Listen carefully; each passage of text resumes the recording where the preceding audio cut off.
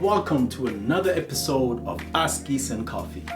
I'm your man, Kid Your Man / / all the other things you want to call me like. And yeah, man, I know it's been a while since I've recorded. Hey man, I've been working, I've been busy, more than words, been taking photos. Talking about more than words, where it's more than words, it's what remains. Taking photos is not just a simple thing of take your phone out and ooh, it's really about capturing that special moment and in such a way that it will invoke your emotions every time you see it in your future. So try more than words. You will see. You will see. You will be like, okay, I get it. I received a distress call, a plea, please help me. So I knew I had to come back. I had to come back and make a special video because I am an anti-hero. So this distress call, it's a lot. I'm just gonna try and summarize it or read it or just, let me see. Basically, it's gonna be exams now, and I think I failed my prelims. I'm very, very scared. What if I don't make it to the end of the year? Yeah. It's tough. Okay. So I have initially thought, let me just make this video for those who are in matrics, because you know, in this country, you are the special ones. But the truth is, I have a strong suspicion that for many of you, this academic year has been tough. And I just want to give some tips, some ideas, but more than that, I am offering my time. So link will be there in the bio, or go to Instagram on my counseling page. That's the Inspired to Be Great. I'm also leaving it somewhere in this vicinity, where for the next 2 weeks I am going to make some 20-minute slots at just 100 Rand, and in that slot book your time, pay before, and then we can just talk through and have a plan of action. Because you will see by the end of this video, it will be very clear to you that what you need is a plan of action and to implement it, and you will surely have results. Because why? Okay, let's start. Alright, so first things first, the big elephant in the room. If you are a matriculant doing the government's matric, your first exam is on the 31st of October. If you didn't know that, you are really in trouble. But in general, it's 31 October, and today I'm recording this video on the 13th of October. So, basic mathematics, even year maths lit, that's 18 days. More like 17 full days, a couple of weekends, and then you're starting your journey. And the first tip or the first idea that I want to give you is that you shouldn't take everyone's panic and adopt it to be yours. You should not panic like other people. Your panic has to be catered to your basic needs. If you've received your prelim results, you should be introspecting while inspecting them, checking, what were your results, and have a much better interest in those prelims that you wrote. Ask for that paper, see the paper, go through the paper yourself. If your teacher says they need to keep it, take photos of it. The truth is, you need to have a much more intimate relationship with how in the world did I write in these prelims? How did I answer questions? Where did I lose marks? If you're not interested, and if you're not checking, and if you're not going to use your prelim as a potential question paper that you want to practice through, create your own memo, see your own learnings there, you then didn't get the point. Preliminary means it's practice. We are just before. So you should take a lot more interest in the just before. Secondly, when you are setting your deadlines, your deadline isn't that you need to be ready to write all your finals on by the 31st of October. No. Every subject has its own deadline. And that's how you should be progressing. You should create a timetable, calendar, where each subject in more detail, even each paper of each subject, You see how many days from today until that paper, giving you a much clearer and realistic perspective of actually how much time do I have for that specific content for me to be ready for it. Every day you ought to be doing practice papers from the past, and you need to do a lot of them. And some of them you're doing them for learning, and others you're doing for timing. Because I bet you one of your struggles is that you do not pace yourself well when you are writing your exams. Some of you were Speedy Gonzalez and you went too quickly when you were writing your exam, which then meant you had too much time on your hands for self-doubt to go through your paper and scratch things out that were probably correct, or more than that. Because you went too quickly, probably in long form questions you lacked sufficient detail in your answers, therefore losing marks where you should have gotten them if you just wrote more. But we're not Speedy Gonzalez. And then obviously the flip side, people just not finishing their papers and just leaving marks on the table as if like you are so rich you can afford to just say 30 marks. Who needs that? Guys, you need to practice papers, but also time yourself and pick up on your patterns of why is it that you didn't finish, or you were finished too quickly.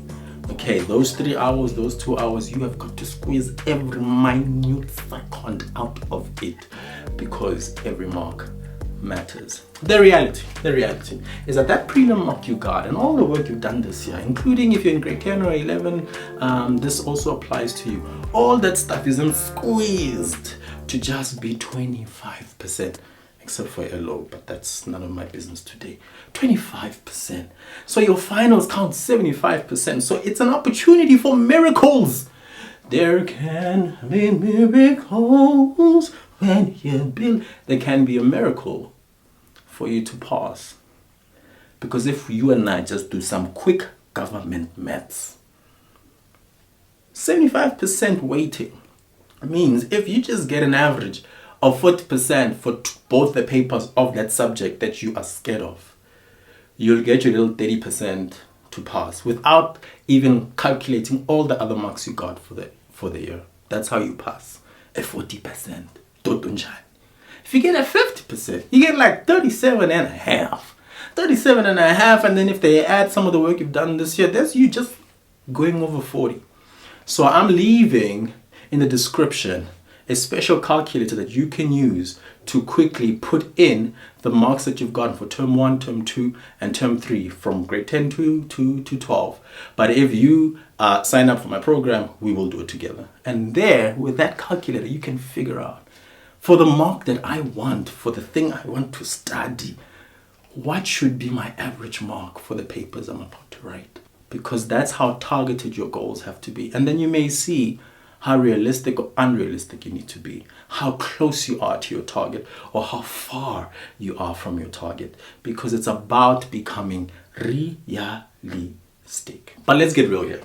One of the reasons why you probably have not been doing well is that there's a level of dishonesty. You are dishonest to yourself and probably dishonest to your guardians and dishonest to your teachers. What dishonesty is this? It's a dishonesty of saying you're ready, that your head is right, that you have been studying, that you are prepared, that you are focused, that you understand everything. In these next couple of weeks, in the limited time that you have, there is an opportunity to perfect where you are strong, but more than that, to eke out potential marks in work that you still don't get by getting help. But the help mustn't just be you sitting there and saying to this person, I just don't know the stuff, can you help me? No. You need to actually have real questions that are based on you being able to say, here's how much I understood, here's my understanding of what I got wrong and how I got it wrong, so how can I get it right next time? So for some of you, if you've analyzed your prelims, you will see that maybe your problem is you got the difficult questions right, but the simple ones wrong because you didn't have time, you didn't make time, or you didn't prioritize it when you studied, you assumed it's in here. That's why preparation means being able to look at me in the eye the day before your paper and tell me that content for content, what are you confident in and what you're not. The last big one here that I'm just want to spend a bit of time on. You are in partnership with your parents. If you're not honest with these people, That when it was prelims, or when it was term 3 cycle tests, or term 2 June exams, when I was grade 10, when you said you were studying, you were not. When you said you worked all day, half the time you were working your phone, trying to get somebody's attention. Trying to get that angle for that post. Say, hey guys, le ncwadi are killing me. That you have a very intimate relationship with TikTok while time was. You see it. Good. You need to be honest with them so that they understand that this period that's about to come is one where we all have to sacrifice. Because if something counts 75%, it means if you're dedicated and you improve sufficiently and be more prepared when you write, you could see your certificate next year say something stupid where it's 10 or 15 or even 20% more than what that prelim report tells you now about your performance. But that can only happen if you're honest and everyone is in a partnership where we put the pressure you need to feel so that you prepare, but that when we give you that freedom in the house to work, you're actually doing it. That perhaps your parent will now invest a little bit more money to make sure when your paper is done, you come home so you can work. So that you can be more honest at the fact that maybe you hung out too much at school after your papers. You were not focused enough. You hung around in the name of, I just need to de-stress a bit before I go back to my books. Come on now.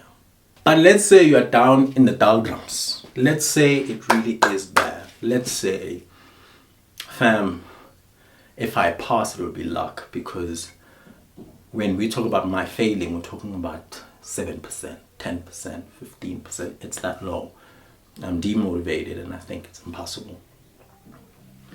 I want to speak to you first before I speak to the other one who may find that they too are not motivated. You need to think for yourself, what is it that I want to prove to myself that will help me build momentum? Because yeah, maybe you will still fail that subject. But we need the negativity that subject puts on you to not affect the papers where you are passing. So again, if this is a group project, you and your family, maybe even your teachers and maybe close friends, or even myself, because they're paying me now, it will really about getting your mindset in the right space, that you prepare as best as you can for the subject that has really been the bane of your life. And at the minute you're done with that paper, we take those emotions and we put them in a box and we say, look, we need to move forward. Because it's true in matric, you can afford to fail one subject, not two. But I want you to think about it this way, it's about building momentum. Truth is, the problem with matric and why matric in South Africa is such a emotional turmoil and just a mess is that it impacts so much of your next year. Your life after matric can be affected by how you perceive yourself in how you did these finals. So there needs to be a bit more honesty there, and still do your level best to accept help, to seek help, because turning at 7% to a 25 can give you that confidence that, okay, if I just take that momentum into a rewrite next year, I could get the 40 I need for whatever it is that you dream of. But it has to start with you being a little bit more honest, and for everyone in your life to gather around you and say, okay, let's do one more push, and let's not allow these emotions to impact all your other papers where I'm sure you're doing well, I'm sure you're excelling, and I'm sure you love those subjects, and it frustrates you. How is it that I can do so well there and perform so poorly here?